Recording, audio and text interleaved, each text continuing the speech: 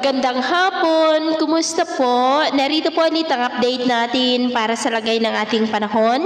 Ngayong hapon po ng November 12, 2024 na kung saan sa ngayon ay patuloy pa rin natin na binabantayan ang mga bagyo na nasa karagatan malapit po sa ating bansa. Una na dyan ang bagyong Nika na nakalabas na nga po sa ating area of responsibility at ang bagyong Ophel na mayroon pong international name na Usagi na nananatili pa rin na nasa silangang bahagi po ng Southern Luzon, about 786 km east ng Catanduanes.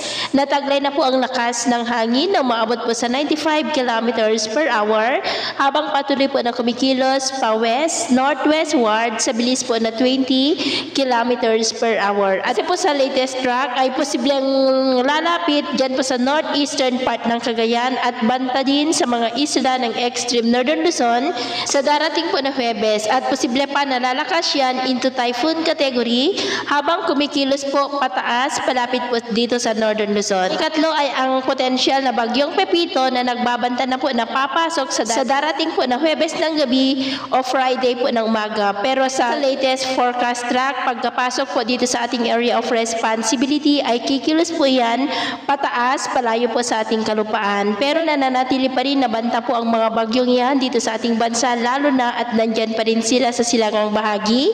Kaya patuloy lamang po natin nababantayan ang development ng mga yan dahil posible pa po ang mga pagbabago. At sa lagay ng ating panahon, ngayong hapon ay generally fair weather naman pero may chance pa rin ng cloudy skies with isolated rain sa ilang bahagi ng Ilocos Region, Cordillera, Cagayan, ilang bahagi ng Central Luzon, Metro Manila, Calabarzon, Mindoro Provinces, Bicol Region, Western Visayas, ilang bahagi ng Central at Eastern Visayas, Sulu Archipelago, Zamboanga Peninsula, Northern Mindanao, Caraga, Davao Region at Sorsogon. Posible po na magtuloy-tuloy ang mga isolated rains sa ilang bahagi ng ating bansa hanggang mamayang gabi, lalo na po dito sa Northern Luzon, Metro Manila, ilang bahagi ng Calabarzon, Central Luzon, Western at Central Visayas at dyan po sa may Mindanao. Kaya mag-ingat po tayo sa mga banta pa rin ng mga pagbaha at pagguho ng lupa.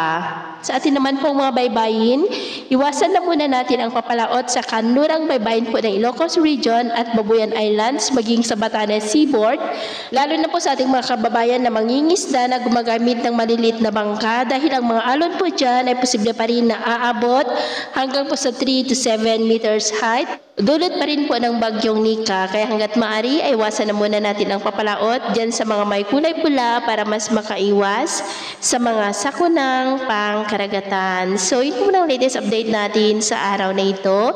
At ako po muli si James na nagsasabing sa kahit anong pagsubok po na darating sa ating buhay, huwag na huwag po tayong mawawalan ng pag-asa. Thank you and God bless!